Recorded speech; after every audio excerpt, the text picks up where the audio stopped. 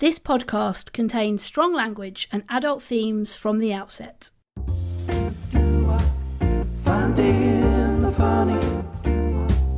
Finding the funny. Welcome back to Finding the Funny. My name's Ange.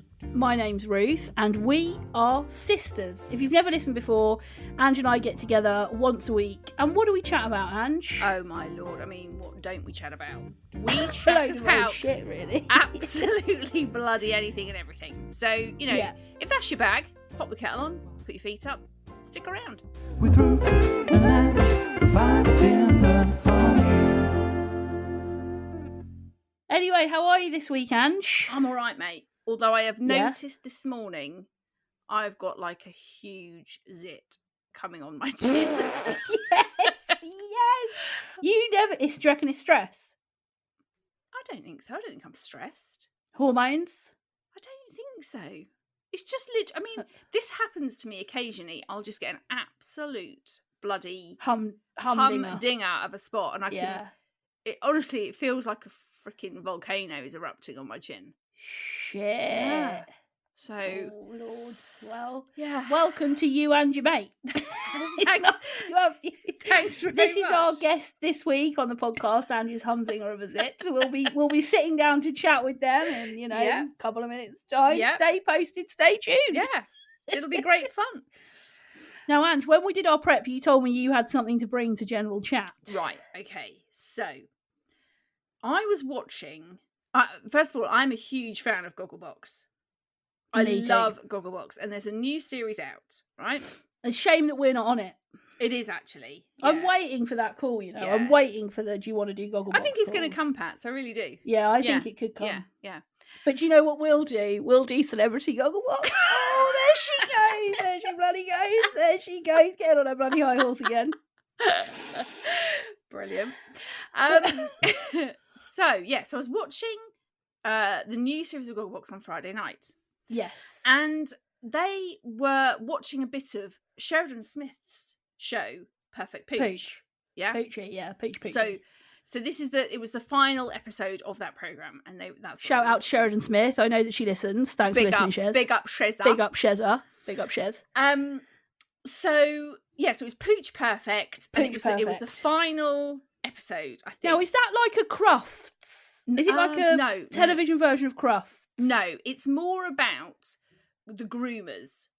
So dogs come in who are like, a bit dishevelled, need a bit of a... It's basically a makeover for dogs.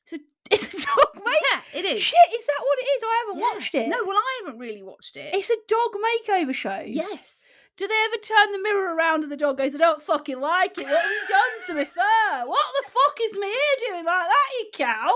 I don't want this. This does not look like the photo I gave you. And also, you told me I look glamorous. All you've done is stick a bloody collar on me with a bow. Fuck off. They go to town, these groomers. Do they? Yeah. Oh my lord, do they go to town? Right? so on the bit of Gogglebox that they were watching, this black poodle came in, jet black poodle, right? Who obviously needed to have a makeover. I actually really like poodles. Nah, I don't. Anyway, carry on. So the jet black poodle comes in, and the first thing the groomer does is take off like shitloads of, because obviously they are very furry, fluffy dogs, aren't they? So she takes off shitloads of this fur. Yeah. And a whacking pile of it lands at the end of the table. And Giles, you know the couple Giles and Mary, also known as Natty. They call each other Natty, which I love. Natty, yeah, Giles and Mary, yeah. So Giles says to Mary, well, Natty, all that fur shouldn't go to waste. I could go on the compost heap, or could be used for pubic wigs. Right? Which are known as, he goes on to say, which I believe are called Merkins. Merkin? Right, exactly. Producer Joe knew that it's called a Merkin. Did you know? Did you know it was a Merkin? And did you know you could even get pubic wigs? No. Well, you can. right? I then had to Google the shit out of Merkins.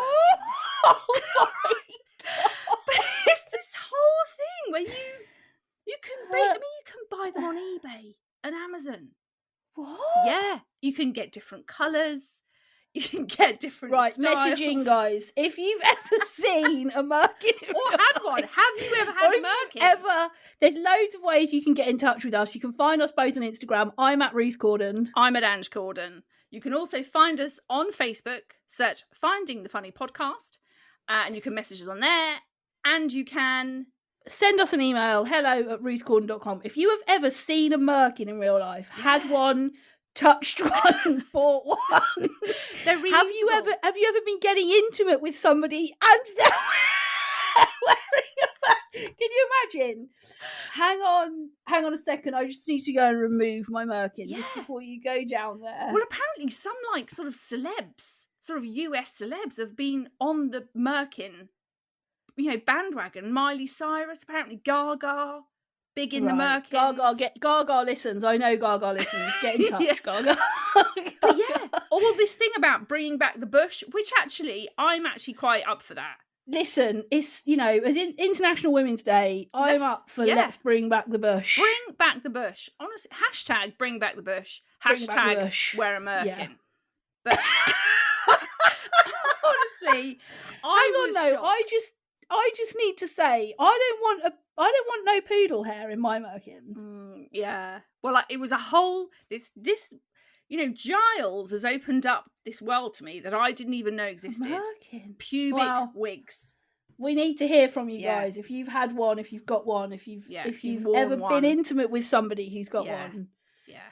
And they are reusable. Have you ever seen it? You can sort of stick them on, take them off, reuse them, I'm assuming you can wash them. Every day's a school day. That's what they say, isn't it? Oh, God, this is weird already. So, yeah, there we go. I was like, I've got to find out if Pats knows what a Merkin is. That is hilarious. Yeah. So, yeah, that is what I had to bring, Pats, was some You Merkin also got chat. a message, haven't you? We did.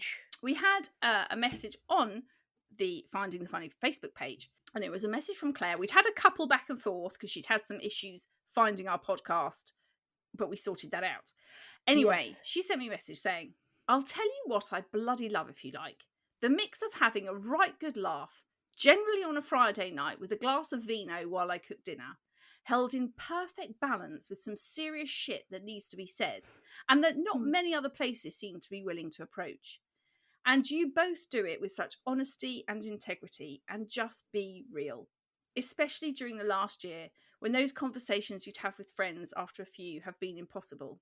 It's been like a breath of fresh air to hear you two chatting and feeling like a part of your conversation. Bloody love it. Oh, we bloody love you, Claire. Yeah, I was like, oh man, that is such a lovely message to receive. Yeah, it's amazing. Thank you very much, Claire. On messages, I've got so many messages this week from people who who absolutely loved my blunder into Total Eclipse of the Heart being in Watership. That was a classic Patty moment. I mean, so many people have been like, this one woman messaged me saying she had to stop walking because she was going to fall over. She was laughing that much when I said, oh yeah, Total Eclipse of the Heart from Watership Down. Yeah, I mean, that was a classic Patty error, wasn't it? Oh, it was perfect. I mean, there's been a few now, hasn't there? We've got Helen Le Bonham card.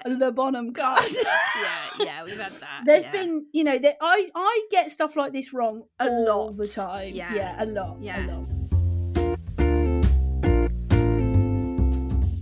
Anyway, we're going to mix it up a bit this week, aren't we? We're going to start with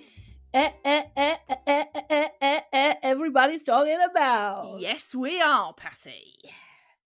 Can I just say, right, we're going to talk about the Daisy May Cooper thing. If you don't know who Daisy May Cooper is, she is she's an actress. She's a writer. She's a comedian. She's a comedian. She is best known for writing with her brother Charlie an absolutely brilliant TV show called This Country. Yeah. We'll go into what it is. I just love her. I know you do, Pats, yeah. Honestly, she is just like everything I want to be. Do you know what she is, Pats? Right? And I think this is why I think you love her. I love her. I think we feel we have a lot of sort of common denominators, right? It's because she just doesn't give a shit. No. And I love that about her. So to sum that up even more, this week on Instagram, Daisy May Cooper posted a video of her in a chat with her publisher. She's bringing a book out. It's called Don't Laugh, It'll Just Encourage Her. And she was secretly filming them talking, and she says in this video, well, no, I think it's important that I should be able to talk about my ex-boyfriend who's got a bent knob. And these producers are like, well, no, publishers, they're like, no, we don't think that's appropriate. He might be able to identify himself. There's a legal issue in all of this. And she's like, well, it's a deal breaker for me. You can go back and tell them I'm not writing it unless anyway.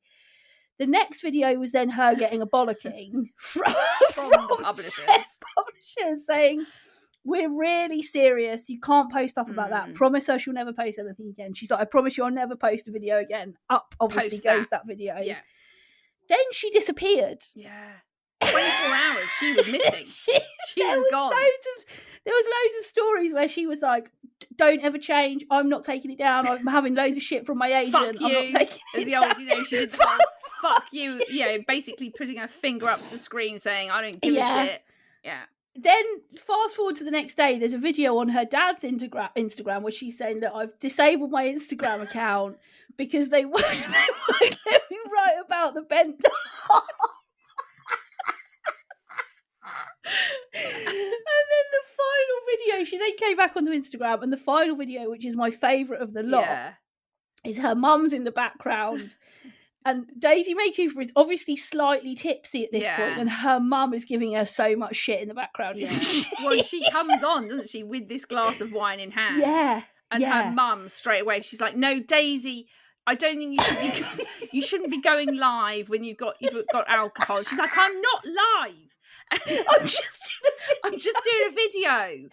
And she's just comedy gold without even trying to be. It is the whole, like, she really doesn't give a shit, does she? I just love that about her. But it's her, like, ability in what I think is so amazing and that I find so funny is her ability to be funny in any situation. Yeah. I just think that's brilliant. You think about, you're writing a book. You're sat in a serious meeting. Yeah.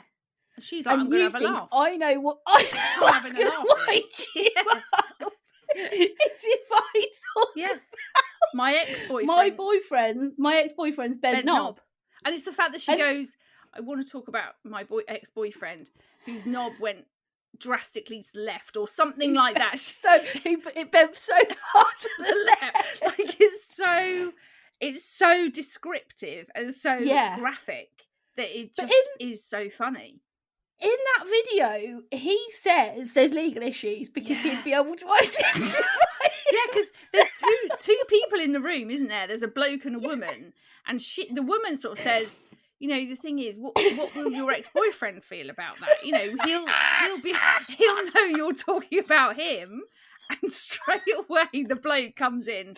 There's legal issues. Like, you can tell they're thinking, shit, we cannot have this. The final video she does, she phones that guy when her mum's in the background. She phones that guy and she says to him, the thing is, you were being like a complete twatty geography teacher. I know you've been having a tough time, but actually, when you're not like a geography teacher and a twat, you're actually all right. She calls him a geography teacher. Yeah. A twatty geography teacher. Which I think is spot on. I think that is spot on. Yeah. She just has the ability, doesn't she, to, like, she's so clever. Yeah. Oh, because the way that she can just make anything funny is, like, unbelievable. And she then said, she came on and she said, the bent knob thing's worked out quite well, hasn't it? Like, she sold all of her pre-order copies. Number one. Yeah. And then she says, Look, if you've ordered a signed copy, I'm gonna do everything I can to draw a picture of a bent knob. It's some of the That is so funny. That is very But it's funny. amazing because she also spoke on Instagram this week about how her book is going to cover everything about when she was really poor and she had bailiffs at the door. And she was told by one of the places that they took this country to, she was told she'd never be able to play Kerry Mucklow, who is, it's about character. two people who are cousins. So Charlie is her brother but plays her cousin in the show. She was told you can't play Kerry Mucklow in this country. If you haven't watched This Country, you can get it on iPlayer. Matthew and I binged watched all 3 series. Worth a watch. Yeah, it is so funny. Yeah. And look, Daisy, if you're listening, we'd love to have you on the podcast. We really would. I mean, Pats would probably lose her shit.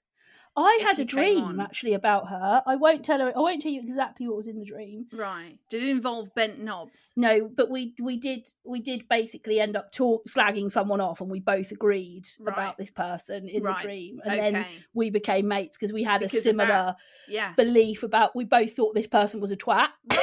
We both sort of said it to each other, and then we were like best mates. The rest is history. Anyway, Anne, shall we? Let's go and do the big questions.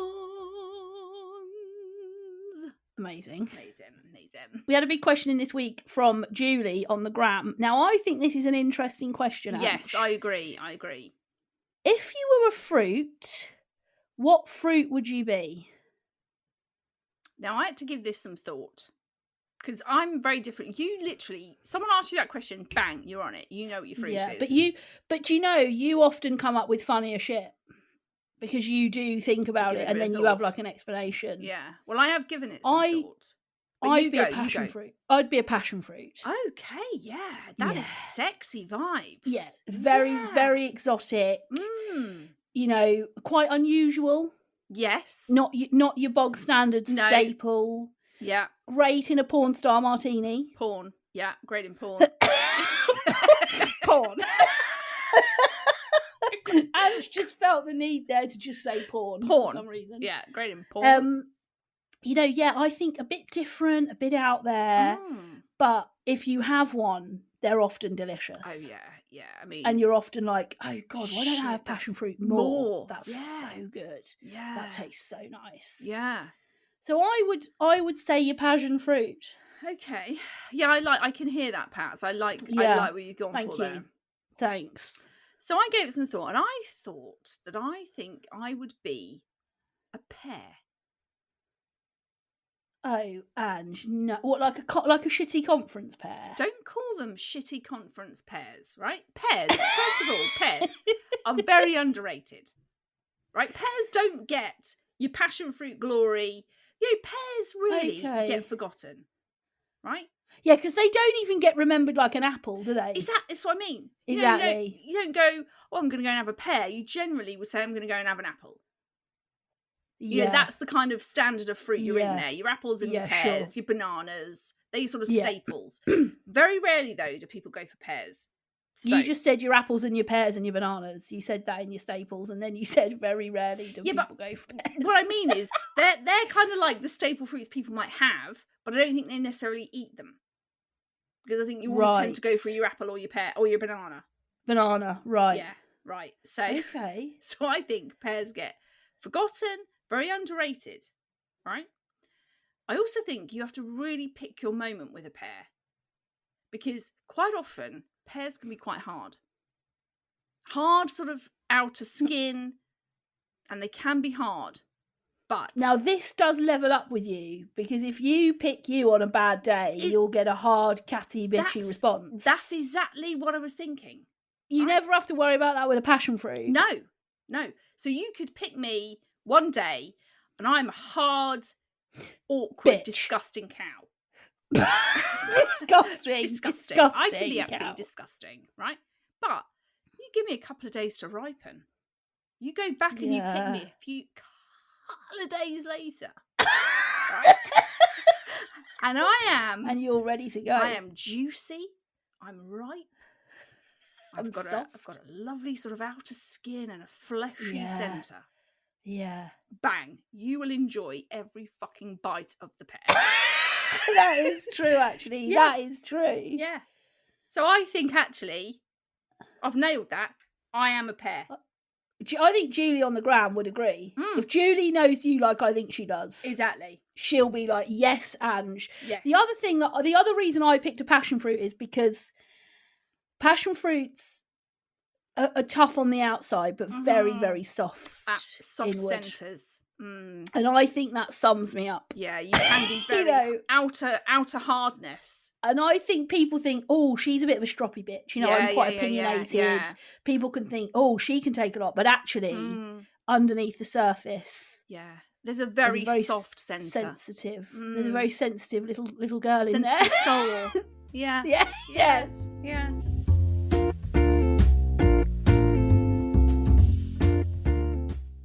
We are going to now head into dickish behaviour. We are indeed. We had a dickish behaviour in from Charlotte on the gram, and Charlotte says, people on Facebook who claim to have prepped dinner, done 5 loads of laundry, baked a cake, walked the dog, and given their husband a blowjob all before 8:30 a.m. They are dicks. They are, and there actually are people like that. And it's like we said, didn't we? It's about when they put like the tick next to it. Yeah.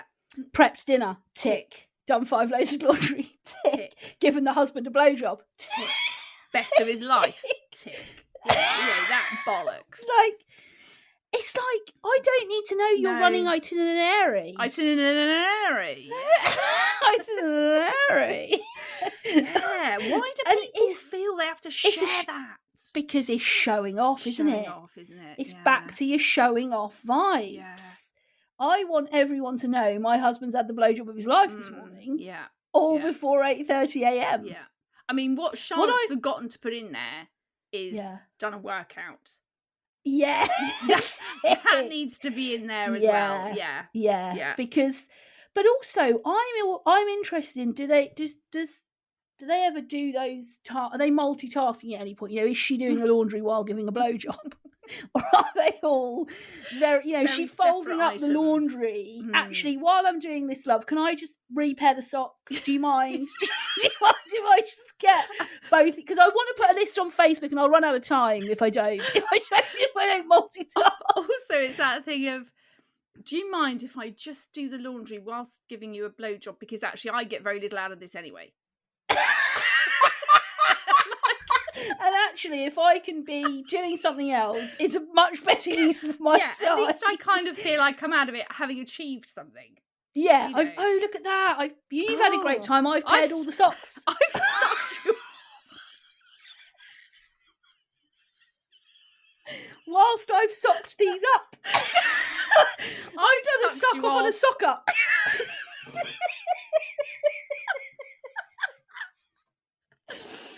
Yeah, I do. Yeah, that's a very good one. That, because you wouldn't want it while you were baking a cake, probably. Would you? That's very dangerous. You're in very dangerous ground. Very dangerous.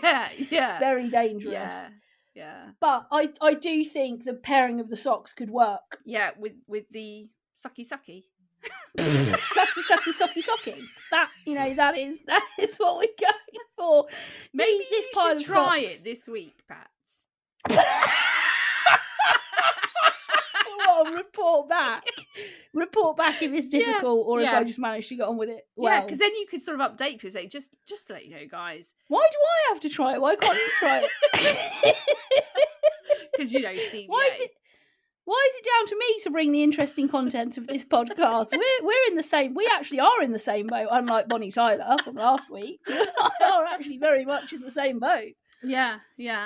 Oh yeah. Well, we're with you. That is dickish. And very, very well observed.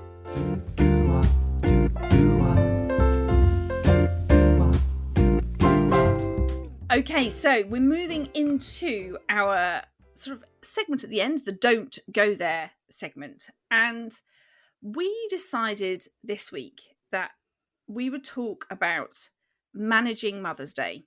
Because obviously it is approaching Sunday of this week, obviously, if you have forgotten, it is Sunday. But yeah, we just felt like we quite often have talked about this anyway. And we just thought it would be something that would be a good thing to talk about, and maybe doesn't get talked about very often, actually. And just I feel very fortunate because I am a mum. I have 2 children. My mum is still alive. I have a good relationship with her. And I feel like I'm in a very privileged position because I don't really know how the flip of that is. And obviously being your sister and knowing the sort of heartache and pain you have gone through and continue to go through,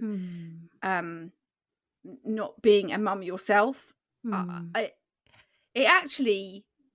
find it really changes how I look at Mother's Day. It really does, because there's always this part of me just thinking, I am so fortunate, and yet for so many people this day is so hard. Whether it's for you that haven't been able to have children of your own, for people that have lost their mums, of which I think probably maybe this year could potentially be really hard for people, given the year we've been through, and lots of people will be facing Mother's Day this year without their mums. People who've had difficult relationships with their mum, people that have been fostered or adopted, and the kind of, so we just thought this was a subject that we should talk about, and just cover it on all levels, really. It's such a hard day for so many people, isn't it? And I think it's one of those days that, when you're sort of younger, or perhaps haven't been trying to grow your family and your mum is still around, and it's a day you sort of skip into and skip out of, really. And you don't, lots of people don't stop to think quite how difficult it is. But I think even for me, like, big companies, anybody who you've ever shopped with, the lead up to Mother's Day, every single email is Mother's Day, Mother's Day, Mother's Day. And that's really hard, both for people in my position who are like, I've never experienced getting a Mother's Day card. I don't know what that's like. But also really difficult for people who are estranged from their mum, who perhaps their mum is still alive, but they have a very, very difficult relationship with them. Or obviously if, their mum is no longer around. And I think it's so easy to just see it as another day. And just another kind of thing to celebrate. And obviously, look, mums should be celebrated. Often mums in families and households can be a bit forgotten, can't they? And it's there's a place to do it. I just feel like sometimes the kind of in your face nature in which it's done. I know on Sunday my feed will be filled with people receiving gifts from their kids, and I would say probably Mother's Day is probably one of the hardest days of the year for me, because I just don't really know what to do with myself. I don't I can't get into those conversations of like, oh, look what, little so-and-so got me. And, can't take a lovely Instagram picture of all the gifts that I was given, and can't talk about the card that I got. And I actually find it a really, really, really difficult day, because it's just a sort of another reminder. It's another reminder of what Matthew and I don't. And Matthew finds Father's Day really tough every year, without fail, really, really difficult, because it's another reminder of what we don't have. And actually, do you? So, I was just sort of trying to think about people who find Sunday really hard for whatever reason. Like, do you? So on Sunday, will you specifically sort of just try and stay off social media? Will you sort of try and limit probably to just try and, I'm just sort of thinking of, that doesn't mean that makes it any easier, but I just sort of think if you're able to take yourself out of that situation where it is going to be like that constant slap in the face to you, is that a sensible thing to do or a good thing to do? Does that help you? Have you ever done that before? On those days? I actually, most Mother's Days in the morning, I probably just cry most of the morning. Like that is, and I find that quite cathartic. And I suppose it's a sort of, it's okay to look at my life and think, gosh, I'm so blessed, and we're so lucky that we still have our mum, and that that's amazing. And there's so many. One of my best friends, she lost her mum 4 years ago, and it's a really difficult day for her. It's really tough because she does have children, but she doesn't have her mum, and that it's another reminder of what she doesn't have. But I think for me, I cry quite a lot. I sort of allow myself to just feel sad. I tell myself that that's okay, and it's okay to sort of long for that thing that you don't have. And it's all those little things, isn't it? Like, the first time your child makes you breakfast in bed on Mother's Day and burns the toast, and just a note, might have never done that. Hashtag Joel and Ellen, pull your finger out, bloody hell, make breakfast in bed. Like it's all of that kind of, the handmade card from nursery or from school. I've never had that, like, going off with your partner to buy gifts, or if you're a single parent, another member of the family taking them out to buy presents. It's like Matthew and I have never ever experienced those things, and that is where this infertility like walk is so difficult, because it is a grief without a loss, and people forget the ongoing grief that us in this infertile community feel. And I think the loss of a parent, people can empathize and understand how difficult that is. If I phone my boss and say I can't come in today, somebody's died, they get it. If I phone my boss and say I've come on my period and it's really upsetting because I thought I might be pregnant, they're like, what? Okay. And it is that ongoing like peaks and troughs of grief. When for us, and lots of people obviously have experienced baby loss, but for us, we have never lost something or someone. Something but tangible. There is this depth of unexplainable grief for what we thought our lives would look like at this point. So I just think, just take Mother's Day as you need to. Just try and I'll never forget one year we got up, it was actually Father's Day, and Matthew and I got up and we were like, right, we're going to go for a harvester breakfast and we're just going to like eat what we want and just really enjoy it. And we got there and we were like, we're here for breakfast. And the guy went, yeah, we're finishing early today because it's Father's Day, so we're starting our Sunday lunch earlier. And we were just both like, we walked out and we were like, fuck great you. That's really great. Thanks. So, another thing that Father's Day is fucking ruined. Thanks. And I do think you have to just sort of try and laugh where you can, don't you? But I always tell myself that it's okay on that day for me to feel perhaps and I would say that to anyone, whatever your family looks like, just just take the day to feel sad, and if you need to just take a bit of time out for yourself, really, and just look after yourself. But it is a really difficult day to manage, isn't it? Like, No, I really do. I every year it comes round, it does kind of, it really sort of hits me again how fortunate I am, and how hard and difficult and sad and painful it is for so many in so many ways. And I think you're right. You just gotta, whatever your day looks like, whatever Sunday looks like for you, just try and allow yourself to feel it, allow yourself to grieve or cry or honor yourself and anyone else in that situation. And as always, just be kind to yourself and to others. Well, there we go, another episode in the bag, done. Thanks so much for listening. As always, we've given you all the information where you can find us. We hope you've enjoyed this episode, and we'll be back next week helping you to find more of the funny.